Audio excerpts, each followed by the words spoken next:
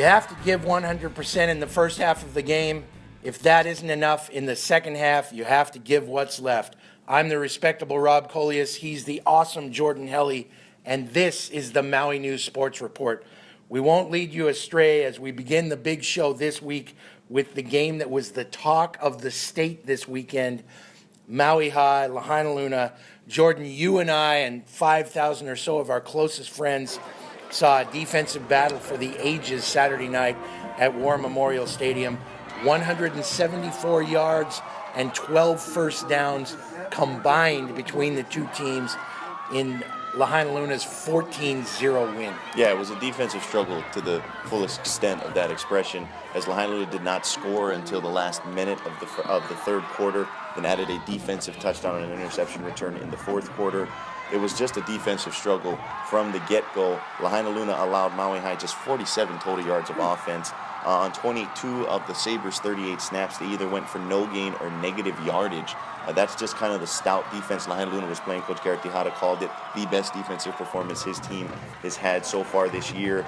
Mentioned the defensive touchdown by Ryan Delatorre. They matched the offensive output, if you will, and that was a big reason because Maui High was equally up to the task. The Lunas repeatedly started near midfield or right about there and could not get anything going. It was a defensive penalty on fourth down that extended a Luna drive in which they were finally able to capitalize and punch in a touchdown there late in the third quarter. But Maui High looked very impressive defensively, just as the Lunas did, and it was a great measuring stick at this point in the season for both teams to kind of see where they are at, and I think they both found out a lot about themselves in that ballgame. No doubt about it. 7 times the Lunas started at the 50-yard line or better, started possessions, and they were only able to score once. And as you mentioned, they needed a penalty on 4th and 12 to keep that drive alive. And Maui High's defense has never looked better in a long, long time. On Friday night, Baldwin beat King Kekalike 28-14, I should say.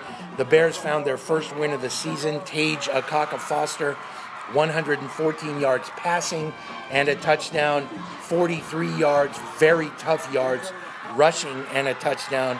Kavena Alo Ka'onohi came in when Tage was cramping up a little bit late in the game. Kavena's first career pass in high school goes for a 13-yard touchdown to Dane Elf. And, you know, the Bears, you can see the Bears starting to come around. I think the second-round matchups between Maui High, Lahaina Luna, and Baldwin are going to be very, very interesting as we go on. And this weekend, the MIL 8-man league opened league play. Yeah, a lot of fun in that realm as well, as Lanai debuts for the first time playing football at Lanai High School since 1953. A 33-0 loss to Molokai, but for the Pine Lads to be out there, just a great showing as they got their first action of the season. Kihei Charter, the other debutante this year, falls to Hana 64-15 in another 8-man regular season game, and the rest of the teams kick off this coming week. So a lot of fun as the MIL football season fully into action here as we go along. And in the girls volleyball side of things, a big game early on in the season. King Kekalike defeats Kamehameha Maui, perennial contender Kamehameha Maui, sweeping them in straight sets. And Na'ali'i looked every bit like a legitimate threat to end the 10-year reign of Kamehameha Maui at the top of the standings. No doubt. And little 5'3" Treyana Lee Freitas, she's just a spark plug. She jumps out of the gym. And Brenna Lee Rodriguez, those are the two kind of go-to players for Na'ali'i volleyball. And, Kamehameha is super young, no seniors on the team. King Kekalike, only 3 seniors on their roster. So those two teams are going to be going back and forth through the next 2 rounds of play and into next year, no doubt about it. Girls volleyball alive and well in the MIL. In Division II girls volleyball, the familiar names at the top, Seabury Hall, Molokai, and Hana, all unbeaten. The Farmers out front right now, 4-0. The Spartans and Dragons both at 3-0.